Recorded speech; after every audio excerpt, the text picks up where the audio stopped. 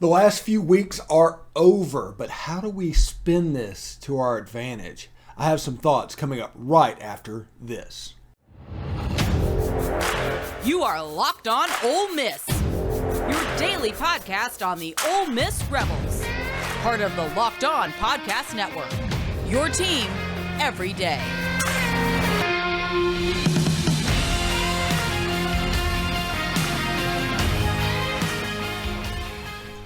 All right, welcome to the Locked On Ole Miss Podcast. I am your host, Stephen Willis. Thank you very much. This episode of the Locked On Ole Miss Podcast is brought to you by Sling TV. Sling has something for everyone, especially when it comes to college football coverage. With a massive lineup of games across the ACC, Big Ten, Pac-12, and SEC, I can always catch the games I want to on Sling. And now you can too. Check out slingtv.com. to see the massive lineup of games that they have all season long. It's the TV you love, the price you love. Try it today. Also, thank you very much for making the Locked On Ole Miss Podcast your first listen every day. We are free and available wherever you get your podcast, including YouTube. So do us a favor, sign up for the YouTube channel, subscribe, hit the bell for notifications of new videos. That'll come handy here pretty quick. And, of course, participate in the conversation by commenting down below or upvoting the video itself. So, Lane Kiffin made it official. He finally signed his extension, and after it was announced on Friday and Saturday, no, I wasn't worried about a thing. Basically, it was a holiday weekend. There wasn't a ton of people there, and there was stuff that had to be done for his extension to go through and to do a PR release and all of this stuff. But he signed the extension. And that is a perceptionally major step to everybody, because I've told you guys for weeks that it's not a worse job than Auburn. There's some people that want you to think it's a worse job, and there was a massive media blitz from their side that was all saying it was a worse job, but it's not a worse job. Now, was it a worse job in 1985? Yeah, probably. Was it a worse job in 1998? Yes, probably. Is it a worse job in 2022? No, absolutely not. And all you need to know is this contract, the average pay is going to be about $9 million a year. Ole Miss has a brand new indoor facility that's going to be renovated, a new Manning Center for their IPF, which was already fantastic. The stadium is being renovated. They're raising money for that. It might be on hold now, but they're doing that. Their NIL group is up over $10 million and growing. It is all positive. That is one of the reasons the last 3 weeks was so frustrating for some people and why they were so upset, because everything is going so well as far as football goes at the University of Mississippi. Now,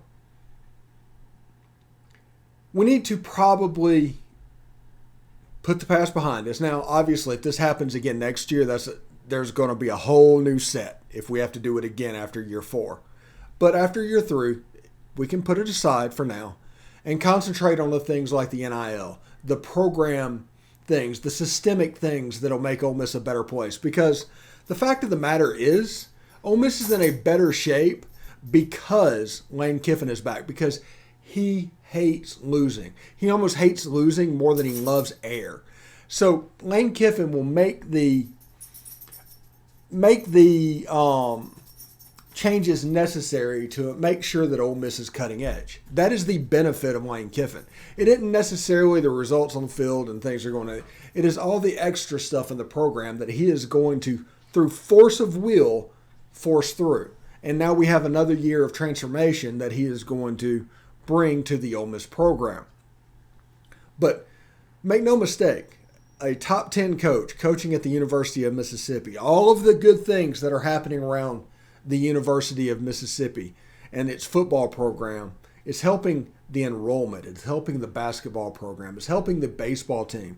The fact that Lane Kiffin is at Ole Miss is a good thing. Now, will Lane Kiffin stay? I do not know.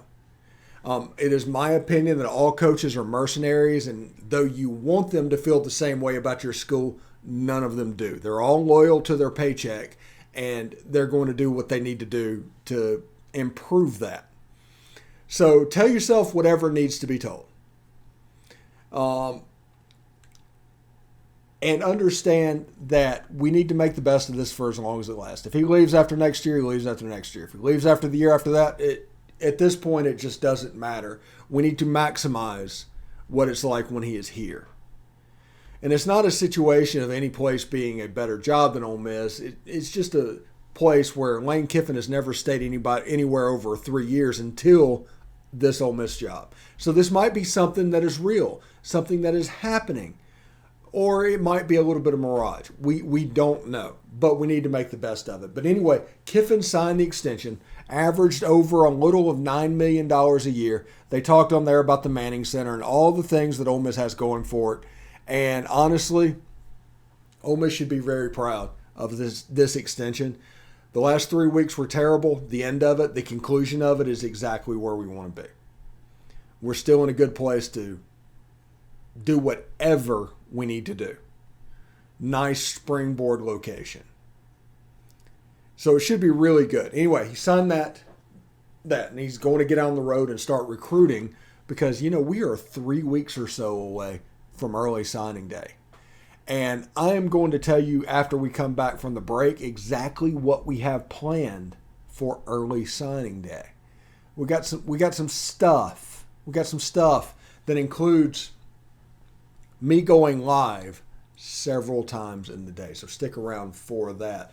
But Ole Miss making this official is good news, guys. It's good news. Anyway, next I want to tell you about Bet Online. Today's show is brought to you by Bet Online. BetOnline.net is your number one source for all your sports betting information, stats, news, and analysis. It's also the bringer of all lines that are available on my site. So if you see a line down there, that came from BetOnline.net. Anyway, you can get the latest odds and trends for every professional and amateur league out there, from football to basketball to soccer to esports. We've got it all on BetOnline.net. And if you love sports podcasts, you'll find them as well as BetOnline.net. We're always the fastest and easiest way to get your betting fix. Head to the website today or use your mobile device to learn more. BetOnline, where the game starts. It's going to be really cool. Anyway, thanks for making the Locked On Ole Miss podcast your first listen today. For your second listen, check out Locked On Sports Today. From the games that matter the most to the biggest stories in sports, go beyond the scoreboard and behind the scenes with local experts and insights only Locked On can provide. It's Locked On Sports Today. It's available on this app, YouTube, and wherever you get your podcast. Now, Kiffin making it official and going through and doing that. The end of the last 3-week period is over. Okay, good.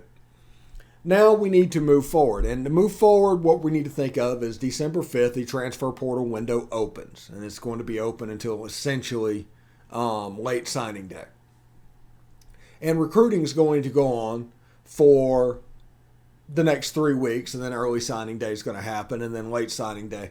So there's a couple of areas that we can hit.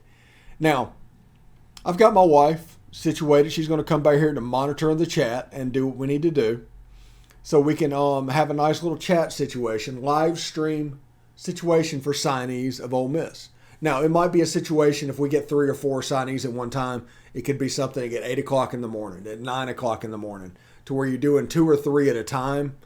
Or we can do them individually depending on how they come in. Now, we're not expecting much more than 12, 13, 14, somewhere around there. But we're going to try and go live for most of them and try to have a little bit of fun with that. John Garcia was supposed to come in today. He's not going to be able to make it. He'll be back in later this week. I had multiple appointments. We'll see how it works. But John's good people, and he does a really good job. But it is what it is.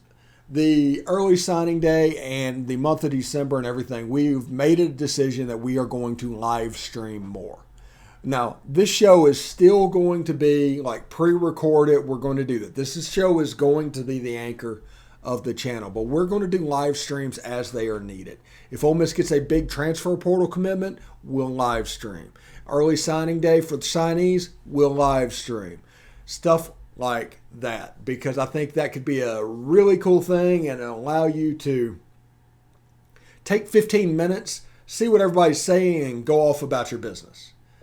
I mean, that is kind of my goal with what's going on. But on early signing day, I'm expecting to live stream potentially for every signee. At the latest, if like 3 or 4 signees get released at the same time, they could be a part of the same live stream. We're trying to get thumbnails and all of this stuff done from Locked On. They're going to send me some stuff, but you're in a position to where, you know, instead of shows, you have a place that you can go for 15 minutes per each signee or something like that. It should be really cool, and we'll see what's going on with that. So thank you very much for that. We'll do the same thing for late signing day. We'll do the same thing for the transfer portal. Heck, we'll even do some live streams over basketball and baseball over the coming year. So it's going to be a large contingent of live streams that'll be 15 to 20 minutes long. They won't be long live streams, but they will exist. Nobody else does this that covers Ole Miss at all. So we are trying to see if it works. I've seen in other places that it works, but we'll see exactly what needs to be done. Because, you know, I could start it up live streaming at 8 o'clock in the morning and talk to you until 2 o'clock in the afternoon. And, you know, all it is about 2 hours worth of news for 5 or 6 hours worth of coverage. So that's the reason we're going to try and shrink them in to everything that's going on. We're going to see what happens, and we'll make playlists and the whole 9 yards as far as the Locked On Ole Miss channel goes. Got some quarter zips on the way with the Locked On Ole Miss logo across the chest. So I'm interested to see what that looks like.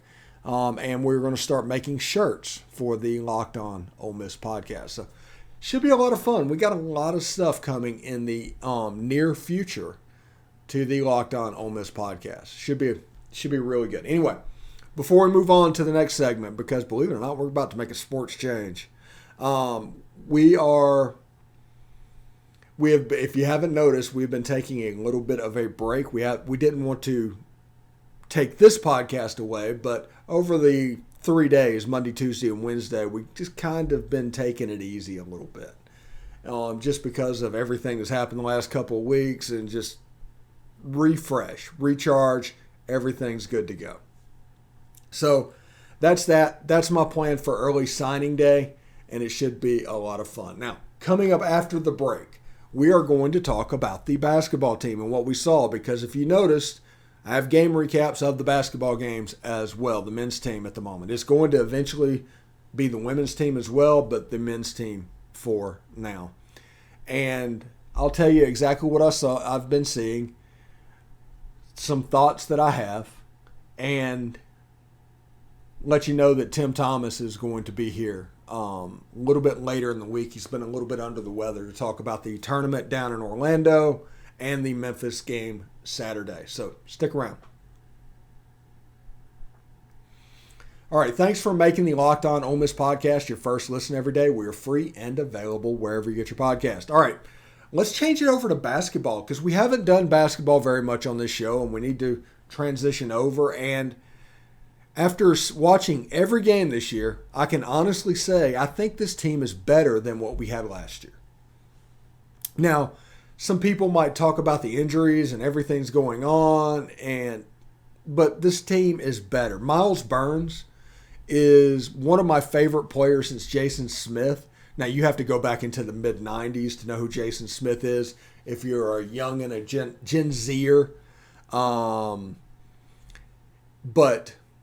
he was a great, great defensive player, and Miles Burns brings a lot of that energy and defensive play that Jason used to bring in as well. So really interesting. He played with Keith Carter, by the way, so it's the same era. The basketball team reminds me a little bit, whenever you watch them play, of a Kermit Davis Middle Tennessee team. They play really, really hard. Now, Matthew Murrell was not on in Orlando. He had a good first 5 minutes of the Oklahoma game, but then kind of disappeared. But Amaree Abram, man, This guy is special. He has a chance to be a really good basketball player for Ole Miss. And this is happening at the college level, done by a true freshman. Him and TJ Caldwell are light years above what normal freshmen come in and play at Ole Miss. Even somebody like Matthew Murrell didn't do this as a freshman. And because of that, Daeshun Ruffin has a little bit of time to heal, to get better. And the rumor is he might be back for Memphis Saturday. But he might not be. But the way it is situated right now is you have such a good defensive team. Theo Akuba, Javion McKinnis. The bigs are doing a really good job. Robert Allen, who would have been the best big on last year's team, is probably the third or fourth on this year's team. Ty Fagan, who was a solid rotation guy on last year's team, struggles to get in the lineup. He plays a little bit, but he almost plays his spot duty, whatever needs to happen. I mean, this is a really good basketball team. They play hard. They're defensively sound. You need some shooters, so whenever Abram's on this team, it can hit. I want to see what it looks like when Ruffin gets back. Does that help Matt Murrell? And when that happens, does that mess up the defense a little bit at all? So I'm curious about that whenever they play Memphis, because the schedule, I give them credit. You didn't think much about FAU. FAU beat Florida.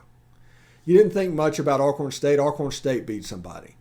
And some of these games that are normal bye games, Ole Miss was able to get wins, and they might not have been so impressive, but they were able to get the win, because that's the most important thing. Whenever you're looking at the end and we're starting to build our resume one way or another, and we're talking about net rankings and all of that stuff, you just don't want an L.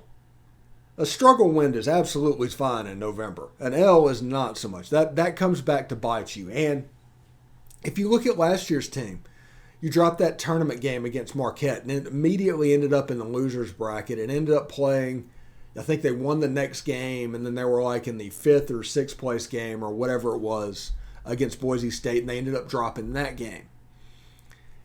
This was a different situation. They came out against Stanford, and Abram just took them. I mean, they looked like a legit, organized, good basketball team, and they won the game. In the second game against somebody, Siena, they played really hard, did enough to win. That was a game that they lose in years past. Siena looked like a team that is like a first-day NCAA tournament team that has a real good couple of players, and if they get going, they have a chance to beat you. Ole Miss took care of business in that game, was able to dispatch them. Against Oklahoma, good basketball team, played pretty well. There was one 3 or 4 minute period where they had to take Murrell, Abram, and Caldwell off the court, and there was just nobody that could score the basketball. And because of that, Oklahoma had like a 10-0 run, and it completely flipped the game over. It was late in the second half. It is what it is. But it was one of those things that after the game, you think about it, and it was one of those games where Ole Miss just lost a basketball game. It wasn't some kind of a statement thing, because that's what it's like, where is Ole Miss right now? What does this mean? Well, it just kind of means Ole Miss lost a basketball game. Now, moving forward, what do we need to see? And every time I watch the team play, I'm curious. And I'm going to ask Tim Thomas about it a little bit later on this week. What do we need to see moving forward? Obviously, we want Daeshun Ruffin to come back, because the way it goes, if our best player comes back and improves this team is good enough to win some games as the season goes on. I think they open the season with Tennessee, and then they play Alabama, then they play State, and then they play Auburn. They have a brutal opening to SEC play, and it starts, I think, like December 28th. So don't take the start necessarily to be the equal of what this team is. I think the start needs to be survived. And a 2-2 start probably should be applauded, the way I look at it, because it is what it is. Now, these guys are going to go into games and try and win every single one of them. That's just the way they are going to be wired. But it may not be possible, is my point. So enjoy this basketball team. Like I said, I'm going to have Tim Thomas a little bit later in the week. I'm also going to have John Garcia talking recruiting. And Mike Huseman is going to come on next week to talk transfer portal and national college football. But as the basketball team goes, pay attention to them. They're kind of worth it. They're a fun team to watch. Miles Burns, fantastic player. He may have come from Loyola, New Orleans, but you can see the athleticism just oozing from this game. I mean, it's really, really cool. And as tomorrow gets here, we're going to start looking a little bit more like normal. Friday the same way. Like I said, I need it Monday, Tuesday, and Wednesday after the last couple of weeks just to kind of take a little bit of a break. And it should be really good. But it is what it is. Thank you very much for tuning into the show. Like I said, relatively quick, but like I said, it was a break. Thanks for making the Locked On Ole Miss podcast your first listen today. For your second listen today, check out Locked On Sports Today. From the games that matter the most to the biggest stories in sports, go beyond the scoreboard and behind the scenes with local experts and insights only Locked On can provide. Locked On Sports Today, available on this app, YouTube, and wherever you get your podcast. Again, thank you so much for tuning in. When it gets to signing day and in December, we're going to do more live streams. So get ready. We're trying to set it up the way it looks, the way it feels. We're trying to do more and more of that. This show is not going to change. It's going to be a pre-recorded thing moving forward, but we are going to change what we do a little bit on the live stream side, the game recap side, things like that. So keep tuning into that and enjoy this channel for whatever you can. Anyway, we will see you tomorrow, and I hope everybody has a good day. Take care. Peace.